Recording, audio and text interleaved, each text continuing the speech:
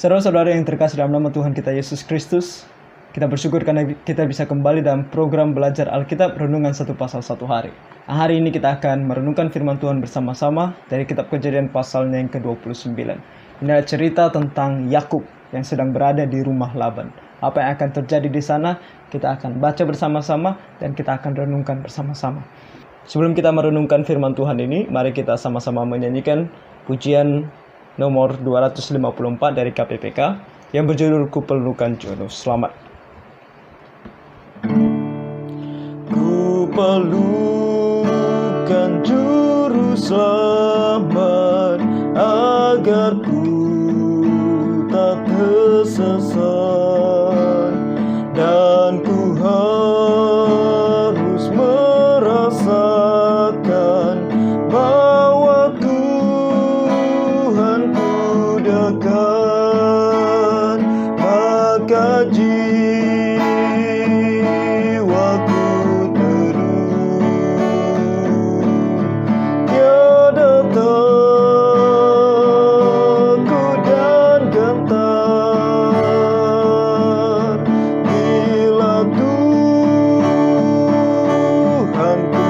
menuntun, tiada aku mengeluh. Kuperlukan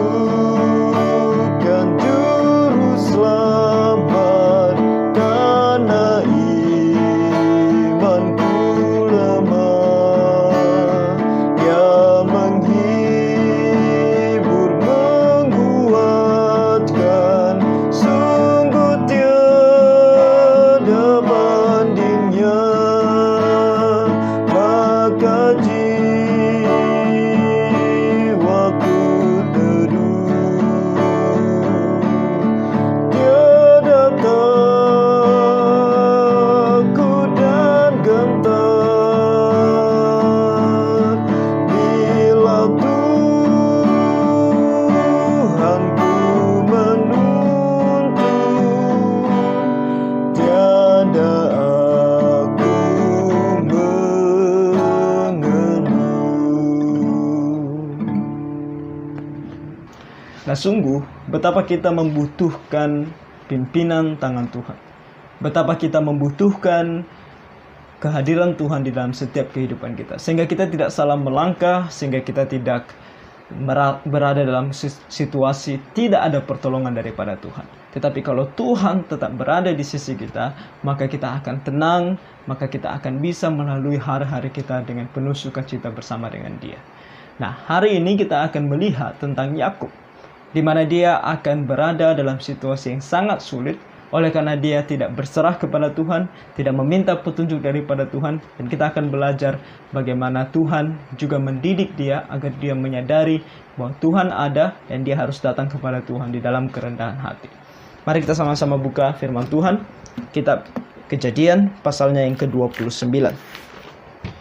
Kejadian pasal 29, mari kita membaca dari ayat yang pertama. Kemudian berangkatlah Yakub dari situ dan pergi ke negeri Bani Timur. Jadi berangkat dia dari situ adalah dari tempat di mana dia berbaring dan bermimpi. Kalau kita masih ingat di pasalnya yang ke-28, di sana dia bertemu dengan Tuhan, yaitu di Betel.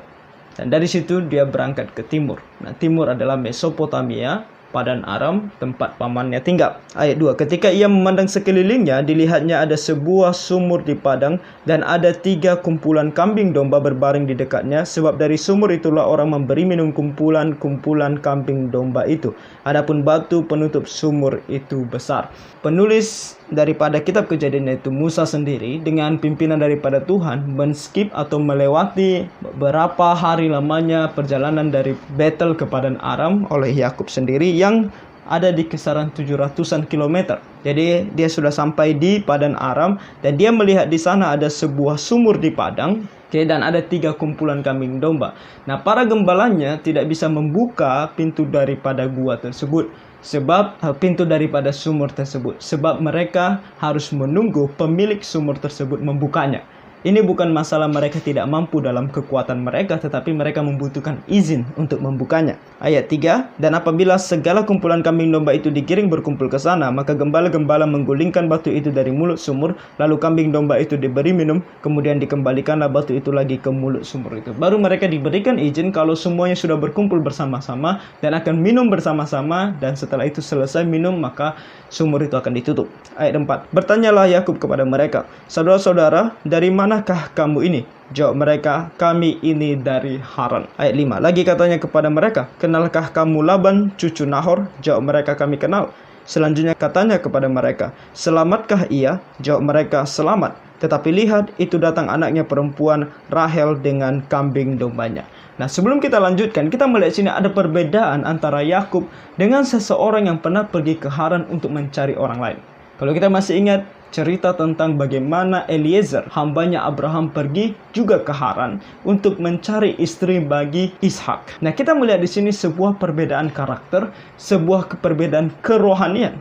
Kalau Eliezer yang percaya kepada Tuhan, sesampainya dia di sana, dia berdoa kepada Tuhan. Dia berdoa meminta petunjuk daripada Tuhan. Siapa perempuan yang direstui oleh Tuhan, yang Tuhan kehendaki untuk menjadi istri bagi tuannya. Tetapi di sini kita melihat Yakub yang tidak percaya kepada Tuhan, yang tidak mau dipimpin oleh Tuhan, tidak berdoa kepada Tuhan.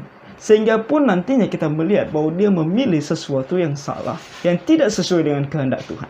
Dan di sini dikatakan bahwa, lalu kata Yakub, hari masih siang, belum waktunya untuk mengumpulkan ternak. Berilah minum kambing dombamu itu, kemudian pergilah menggembalakannya lagi. Tetapi jawab mereka, kami tidak dapat melakukan itu selama segala kumpulan binatang itu belum berkumpul. Barulah batu itu digulingkan dari mulut sumur dan kami memberi minum kambing domba kami. Seperti yang saya katakan tadi, mereka tidak boleh menggulingkan batu tersebut sebelum mereka diberikan izin, yaitu izin yang akan mereka dapatkan setelah semua kambing domba berkumpul di sana. Ayat 9. Selagi ia berkata-kata dengan mereka, datanglah Rahel dengan kambing domba ayahnya, sebab dialah yang menggembalakannya. Jadi selagi dia berkata-kata dengan mereka, Rahel datang, dan tentu dia akan tahu itu Rahel oleh karena para gembala tadi. Mereka memberitahukan kepada dia bahwa Rahel adalah anaknya Laban. Ketika Yakub melihat Rahel, anak Laban saudara ibunya, serta kambing domba Laban, ia datang mendekat, lalu menggulingkan batu itu dari mulut sumur dan memberi minum kambing domba itu. Nah, dari sini kita bisa melihat satu clue, yaitu bahwa sumur tersebut kemungkinan besar adalah milik Laban. Oke, jadi mereka menunggu Rahel datang, barulah diberikan izin kepada mereka untuk membuka sumur tersebut. Ayat 11. Kemudian Yakub mencium Rahel serta menangis dengan suara keras. Nah, apa yang dilakukan oleh Yakub di sini adalah sebuah perbuatan untuk menyapa saudaranya. Oke, karena Rahel memang adalah saudaranya. Jadi itu adalah hal yang bisa dikatakan budaya mereka, cara mereka menyapa satu dengan yang lain, apalagi yang namanya saudara. Tetapi di sini juga kita melihat sebuah kontras daripada hambanya Abraham dengan Yakub. Kalau hambanya Abraham ketika dia menemui Ribka, dia tahu bahwa Ribka adalah anak dari saudaranya Abraham. Yang dia lakukan pertama kali adalah dia sujud menyembah Tuhan dan memuji nama Tuhan. Tetapi apa yang dilakukan Yakub adalah dia sama sekali tidak melihat ini sebagai pimpinan tangan Tuhan, dan dia tidak sama sekali memuji nama Tuhan. Yang dia pikirkan adalah bahwa dia berhasil melakukan ini dan dia begitu senang, dan dia menangis dengan sangat keras. Mungkin menangis karena terharu karena dia berhasil menemukan Rahel, anaknya Laban. Ayat 12. Lalu Yakub menceritakan kepada Rahel bahwa ia sanak saudara ayah Rahel dan anak Ribka. Maka berlarilah Rahel menceritakannya kepada ayahnya. Segera sesudah Laban mendengar kabar tentang Yakub, anak saudaranya itu, berlarilah ia menyongsong dia, lalu mendekap dan mencium dia, kemudian membawanya ke rumahnya. Maka Yakub menceritakan segala hal ihwalnya kepada Laban. Jadi dia memperkenalkan dirinya kepada Rahel, dan kemudian Rahel menceritakan kepada ayahnya Laban, dan kemudian Laban mengajak dia masuk, dan kemudian Yakub menceritakan segala sesuatunya kepada Laban. Kata Laban kepadanya, sesungguhnya engkau sedara sedaging dengan aku, maka tinggallah Yakub padanya genap sebulan lamanya. Jadi apa yang terjadi di sini? Laban menerima dia. Dia bilang bahwa engkau adalah saudaraku, engkau boleh tinggal di sini. Dan sebentar lagi kita akan melihat karakter daripada Laban. Bagaimana dia akan memperlakukan keponakannya sendiri. Dan ini akan menjadi pelajaran yang besar juga kepada Yakub, di mana dia akan menyadari bahwa segala sesuatunya nanti berjalan baik itu bukan karena dia, tetapi karena Tuhan, dan dia akan mengakui Tuhan di pasal berikutnya. Jadi Di pasal ini kita melihat bahwa Tuhan mengizinkan tipu muslihat daripada Laban untuk mendidik, mengajar Yakub. Ayat 15. Kemudian berkatalah Laban kepada Yakub, "Masakan karena engkau adalah sanak saudaraku, engkau bekerja padaku dengan cuma-cuma? Katakanlah kepadaku apa yang patut menjadi upahmu." Jadi sebulan lamanya dia tinggal di sana, dia bukan orang yang bermalas-malasan. Karena dia pamannya, maka dia bebas tinggal di rumah itu tanpa bekerja. Tidak, Yakub tahu diri, dia bekerja dengan sangat keras. Sehingga Laban melihat hal itu dan dia bertanya kepada Yakub, "Apa yang engkau inginkan menjadi upahmu?" Ayat 16. Laban mempunyai 2 anak perempuan. Yang lebih tua namanya Lea dan yang lebih muda namanya Rahel. Lea tidak berseri matanya, tetapi Rahel itu elok sikapnya dan cantik parasnya. Dan di sini firman Tuhan memperkenalkan kepada kita lebih jauh lagi tentang anak-anaknya Laban. Dia mempunyai 2 anak, Lea dan Rahel. Nah, Lea dikatakan di sini tidak berseri matanya. Nah, tidak berseri matanya berarti ketika kita melihat dia, tahu kalau kita melihat gadis yang matanya bersinar, berseri, itu adalah Rahel. Tetapi Lea ketika kita melihat dia, seperti tidak ada sesuatu yang menarik perhatian kita. Nah, itu secara fisik. Dan Yakub tertarik daripada fisiknya. Kita lihat di sini ayat 18. Yakub cinta kepada Rahel. Kenapa? Karena Rahel cantik, enak dipandang. Ketika dia melihat Rahel, dia langsung jatuh cinta kepada fisiknya Rahel. Jadi apa tipe daripada pasangan hidup yang dipilih oleh Yakub adalah jasmani. Kembali berbanding terbalik dengan apa yang dipilih oleh Abraham dan juga nanti hambanya bagi Ishak. Yang paling penting adalah kerohanian. Tetapi di sini Yakub, karena dia tidak mau percaya kepada Tuhan, karena dia belum percaya kepada Tuhan dengan sungguh-sungguh, dan karena dia tidak meminta petunjuk daripada Tuhan, yang dia lihat hanya yang jasmani, yang fisik saja. Jadi kita lihat di sini bahwa Yakub cinta kepada Rahel, sehingga dia berkata kepada Laban, "Aku mau bekerja kepadamu 7 tahun lamanya untuk mendapat Rahel, anakmu yang lebih muda itu." 7 tahun, waktu yang sangat lama. Di sini Yakub demi cintanya kepada Rahel rela bekerja selama 7 tahun untuk mendapatkan Rahel. Dan Laban sangat setuju.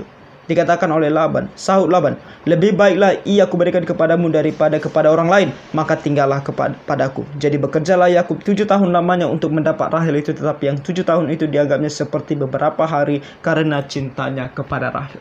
Anak-anak muda yang sedang jatuh cinta mengetahui hal ini. 7 tahun, apalah arti 7 tahun untuk mendapatkan orang yang kita sangat cintai dan kita sayangi. Tetapi di sini juga kita melihat karakter Laban. Waktu pertama kalinya kita diperkenalkan tentang Laban, yaitu ketika hambanya Abraham pergi ke Haran, kita melihat karakter Laban, yaitu di mana dia sangat-sangat menyukai kekayaan. Ketika dia melihat dan mendengar bahwa hambanya Abraham datang dengan banyak sekali pemberian, dia langsung datang kepada hambanya dan membawa dia masuk. Dan di sini yang dipikirkan oleh Laban hanya satu.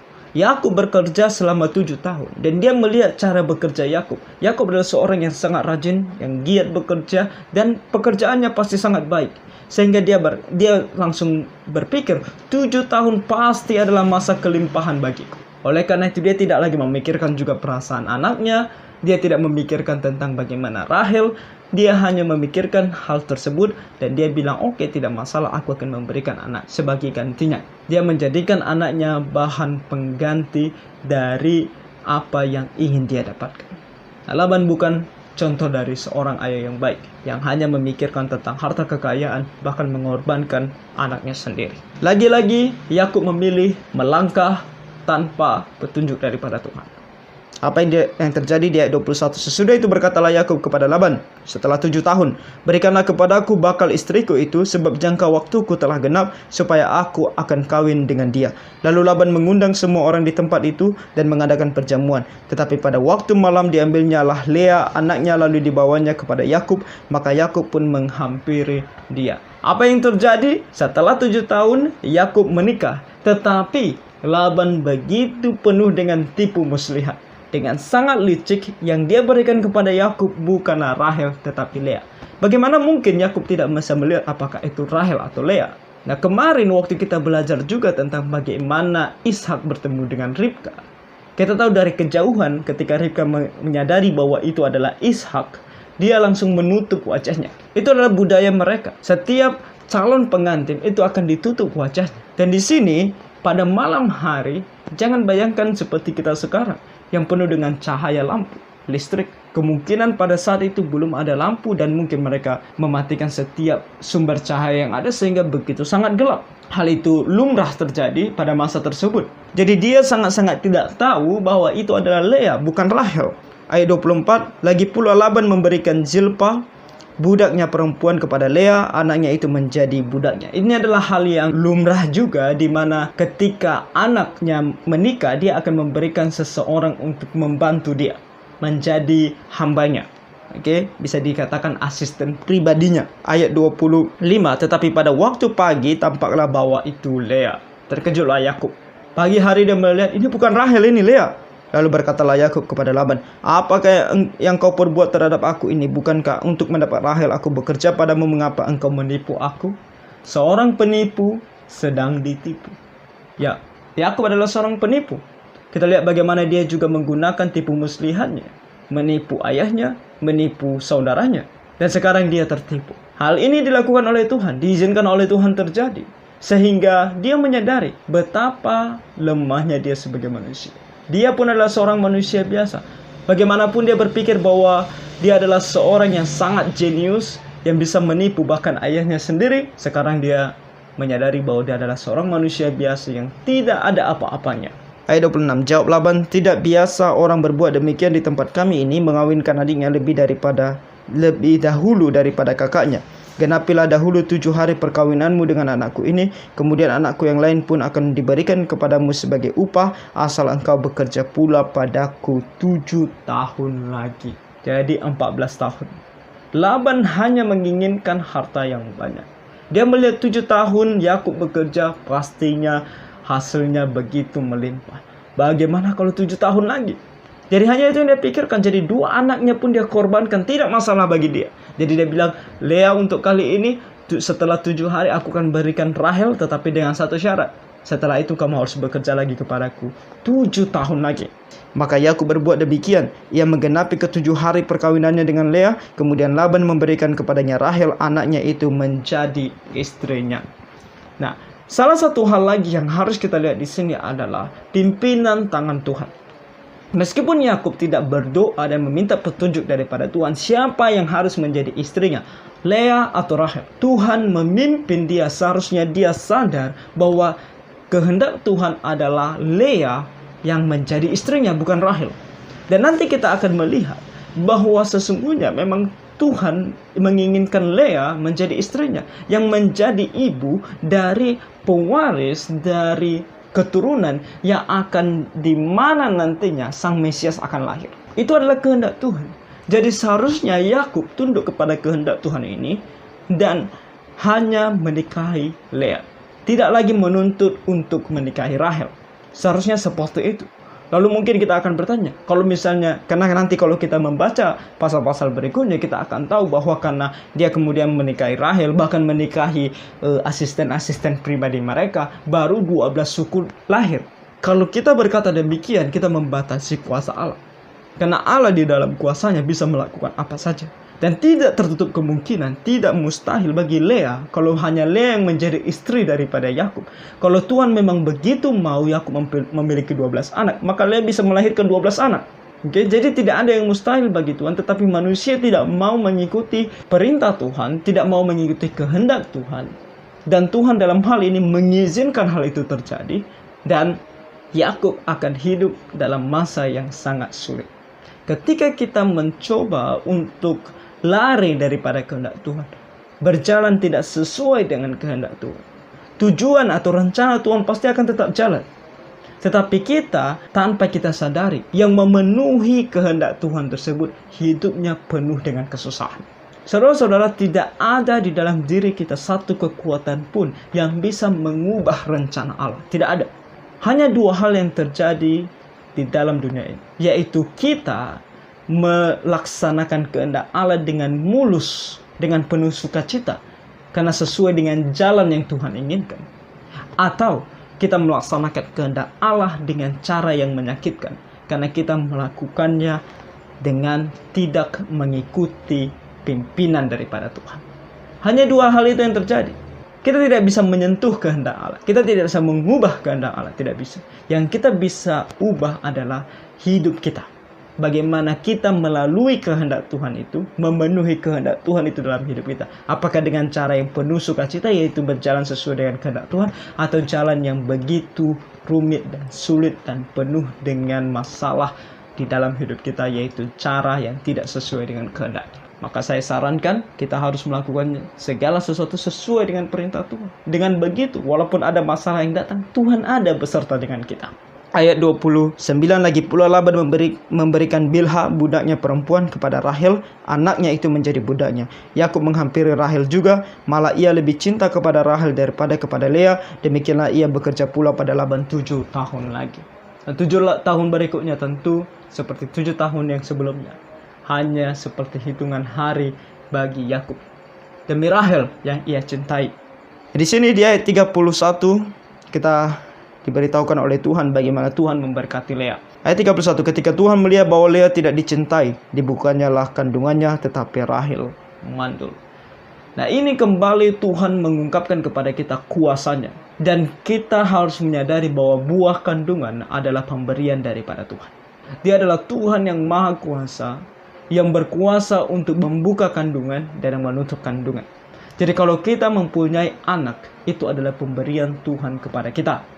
Kita harus selalu mengingat itu. Kalau kita tidak mempunyai anak, berarti Tuhan sedang mengizinkan rahim kita tertutup. Dan ini adalah tujuannya, ini adalah rencananya. Dan dia memiliki tujuan terhadap hal itu. Dan kalau kita begitu menginginkan anak, kita harus datang berdoa kepadanya. Karena dialah satu-satunya yang mampu untuk membuka rahim. Dan di sini Tuhan mau juga mengajarkan kepada Yakub sebenarnya. Engkau tidak boleh memfavoritkan Rahel daripada Lea. Lea adalah yang dipilih oleh Tuhan untuk menjadi ibu dari keturunan berikutnya. Yang akan menjadi bangsa yang besar. Itu adalah kehendak Tuhan. Dan karena Yakub lebih memilih Rahel, maka kemudian Tuhan membuat Rahel mandul sedangkan Lea melahirkan atau mengandung anak. Ayat 32, Lea mengandung lalu melahirkan seorang anak laki-laki dan menamainya Ruben. Nah, Ruben artinya lihatlah seorang anak laki-laki. Sesuatu yang sangat-sangat dibanggakan. Seorang anak laki-laki. Karena kembali budaya, tradisi mengatakan bahwa anak laki-laki adalah penerus dari generasi berikutnya. Jadi tentu anak laki-laki adalah seorang yang dibanggakan. Jikalau seorang perempuan melahirkan seorang anak laki-laki, itu adalah menjadi sebuah hal yang patut dibanggakan. Dan apalagi di sini dalam konteks dia sedang berkompetisi dengan saudaranya sendiri Rahel untuk mendapatkan cintanya Yakub. Jadi dia katakan sesungguhnya Tuhan telah memperhatikan kesengsaraanku, sekarang tentulah aku akan dicintai oleh suamiku. Tentu suamiku akan mencintai karena dari aku lahir generasi penerus seorang anak laki-laki. Ayat 33, mengandung pula lah ia lalu melahirkan seorang anak laki-laki, maka ia berkata, sesungguhnya Tuhan telah mendengar bahwa aku tidak dicintai, lalu diberikannya pula anak ini kepadaku, maka ia menamai anak itu Simeon. Simeon artinya didengarkan. Jadi Tuhan mendengarkan. Tuhan tahu sengsaranya sehingga Tuhan memberkati dia dengan seorang anak laki-laki lagi, anak kedua. Jadi dia berkata, Tuhan mendengarkan. Mengandung pula lah ia lalu melahirkan seorang anak laki-laki, maka ia berkata, anak ketiga, anak laki-laki lagi. Sekali ini suamiku akan lebih erat kepadaku, karena aku telah melahirkan 3 anak laki-laki baginya. Itulah sebabnya ia menamai anak itu Lewi. Lewi artinya hubungan yang erat. Ini adalah seperti sebuah kompetisi bagi Lea. Dan nantinya kita akan melihat bagaimana juga Rahel membalas kompetisi ini. Lea berkata bahwa Tuhan begitu bermurah hati, sehingga saat ini pasti hubunganku dengan suamiku semakin erat. Lewi nama anaknya. Ayat 35, mengandung pula lah ia lalu melahirkan seorang anak laki-laki, maka ia berkata, sekali ini aku akan bersyukur kepada Tuhan. Itulah sebabnya ia menamai anak itu Yehuda. Yehuda artinya bersyukur, memuji, terpuji. Sesudah itu ia tidak melahirkan lagi. Berhenti sampai situ. 4 anak dalam beberapa tahun. Tuhan memberkati Lea, memberikan dia 4 orang anak laki-laki untuk menjadi generasi penerus dari keturunan yang akan menjadi sebuah bangsa yang besar. Sampai di sini kita melihat bagaimana Tuhan memberkati Lea sehingga terbuka rahimnya. Dan ini juga menunjukkan kepada kita seperti apa yang saya bilang tadi, bahwa tidak tertutup kemungkinan, tidak mustahil bagi Lea bahkan memilih ke-12 anak kalau Tuhan begitu mau. Yakub memiliki keturunan anak 12 orang laki-laki yang akan menjadi kepala atau bapa dari ke-12 suku. Jadi kalau Yakub pun mengikuti kehendak Tuhan ini hanya dengan menikahi Lea saja tanpa mengambil Rahel lagi, maka segala rencana Tuhan pasti akan terjadi, pasti akan terwujud. Tetapi Yakub di dalam kemanusiaannya yang penuh dengan dosa dan tanpa mencari kehendak Allah di dalam kehidupannya melakukan hal ini, sehingga terjadilah situasi yang sangat sulit seperti ini. Dan nanti kita akan melihat betapa sulitnya kehidupannya bersama dengan kedua istrinya ini, dan nanti ditambah dengan kedua gundiknya, yaitu asisten-asisten pribadi dari Lea dan Rahel sendiri. Sebuah kompetisi yang tiada akhir di dalam kehidupan Yakub. Dan nanti juga bukan hanya tentang istrinya, tetapi juga tentang anak-anaknya. Bagaimana anak-anaknya itu tidak akan membuat dia bersuka cita di dalam kehidupannya. Satu lagi yang kita lihat, bahwa Lea melahirkan Yehuda. Dan inilah yang kalau kita membaca di pasal-pasal berikutnya, Yehuda adalah keturunan yang dipilih Allah, yang akan menjadi raja-raja dari bangsa Israel, yang nantinya dari keturunan ini sang Mesias akan lahir. Makanya saya katakan dari awal bahwa Lea lah yang dipilih oleh Tuhan untuk menjadi ibu dari generasi penerus yang akan menjadi pilihan Allah, yang mana Mesias akan lahir. Ini yang sangat penting, ini yang paling penting dari semuanya. Oke, jadi Yakub seharusnya kalau dia percaya kepada Tuhan dan mau berdoa dan meminta petunjuk daripada Tuhan. Tetapi sayangnya dia tidak mau melakukannya.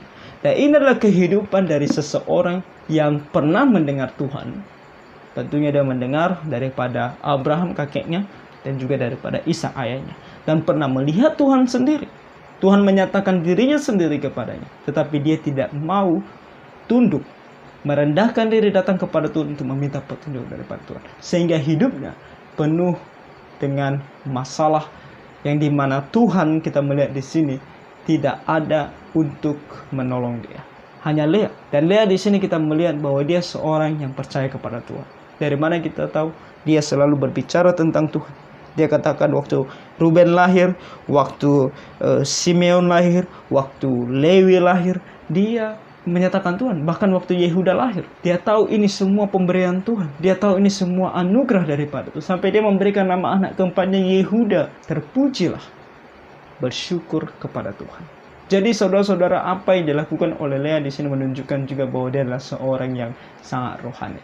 Oleh karena itu, apa yang kita pelajari, bukan waktunya bagi kita untuk bilang juga bahwa Yakub, kamu adalah orang yang begitu luar biasa mengerikan.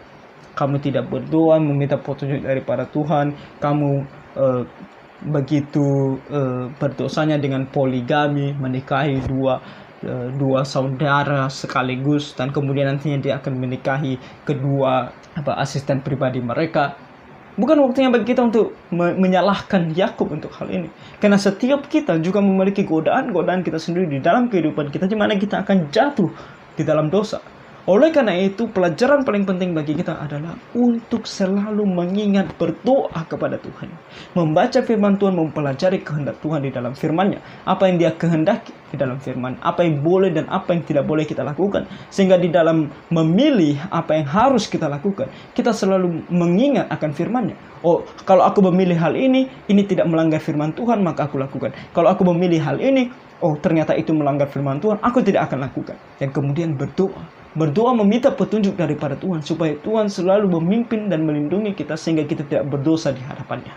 Jadi saudara-saudara, itulah pelajaran yang paling besar bagi kita hari ini. Hari ini kita belajar untuk bersandar kepada Tuhan.